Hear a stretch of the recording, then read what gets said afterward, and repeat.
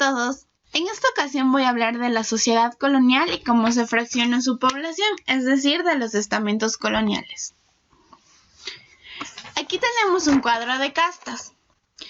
Y aquí tenemos la clasificación de las 53 clasificaciones raciales. Esas eran clasificaciones eruditas que en la realidad no se ponían en práctica. Las verdaderas clasificaciones fueron españoles que se dividían en criollos y nacidos en la península ibérica, mestizos y mulatos e indios. Dentro de la América colonial encontramos dos grandes imperios, los portugueses y los españoles, los cuales al mezclarse con los nativos propiciaron una de las mayores mezclas raciales de la historia. Primero vamos a analizar a los negros. Los negros fueron el estamento más bajo de la sociedad colonial. Ellos fueron traídos de África como esclavos.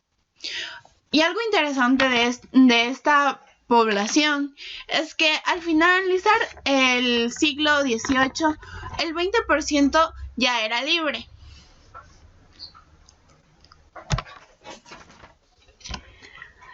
Brasil fue el lugar con más acogida de esclavos, seguido por Cuba y otras islas de Centroamérica, debido a que estos poblados vivían de la caña de azúcar. Y en Brasil también los esclavos ocupaban trabajos como extracción y minería de diamantes.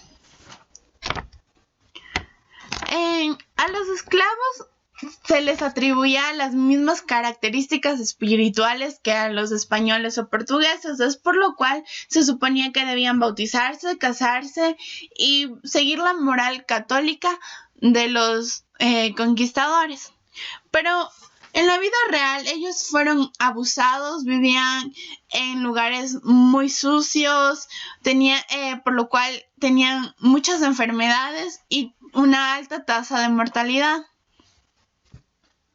Ellos también fueron víctimas de las más atroces y sangrientas golpizas y castigos que podemos registrar en América. Luego están los indios. Los indios fueron el segundo segmento desde abajo, o sea, estaban solo encima de los esclavos, aunque en la teoría la corona decía que ellos eran igual que los ciudadanos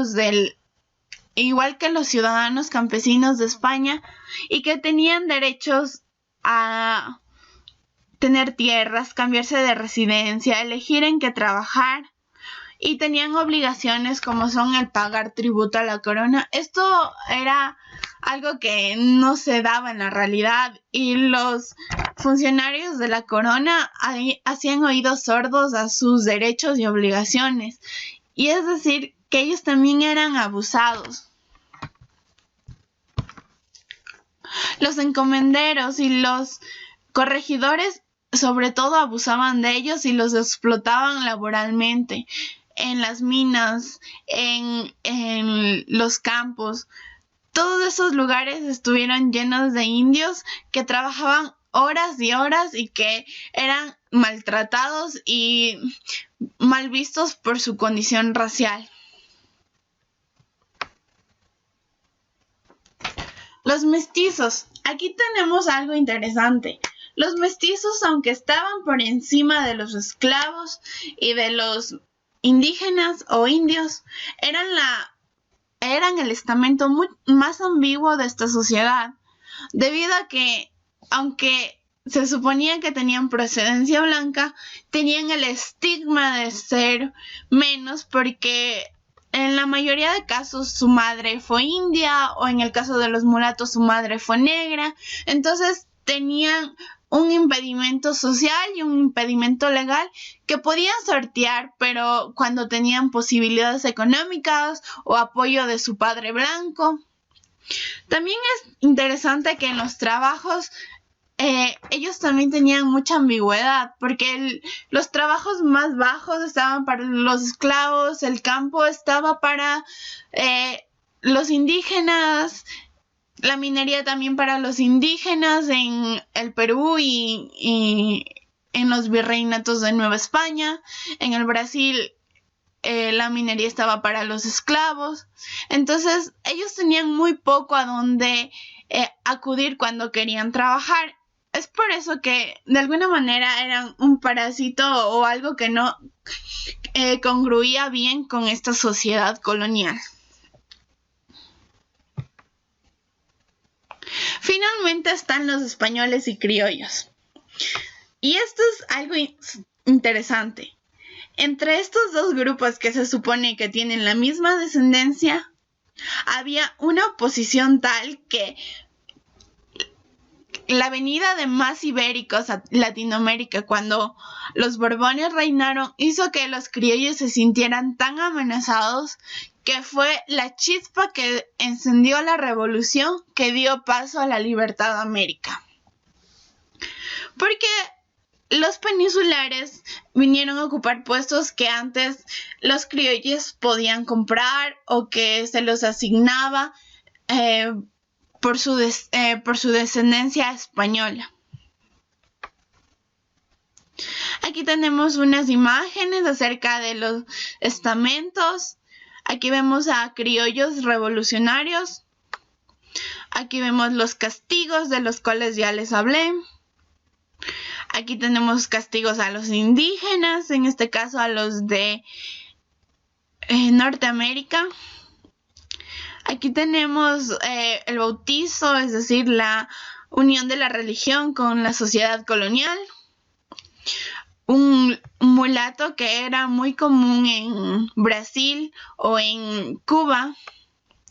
Y un sambo que es algo interesante, la unión de un negro con una indígena. Finalmente, como conclusión, yo quiero llegar a decir que estas clases sociales o estamentos sociales, como se los llamaba, no tenían como una delimitación fuerte. Es decir, que sí, una persona que tuviera posición podía comprar, tener derecho de sangre, y que muchas veces los criollos sí tuvieron un antecedente indígena. Pero creo que eso no es lo más importante de esto, sino que el mestizaje es un proceso que abarca millones de configuraciones en nuestra sociedad y también da diversos frutos, como lo son hoy nuestra cultura, nuestra forma de ver la vida, nuestra diversidad.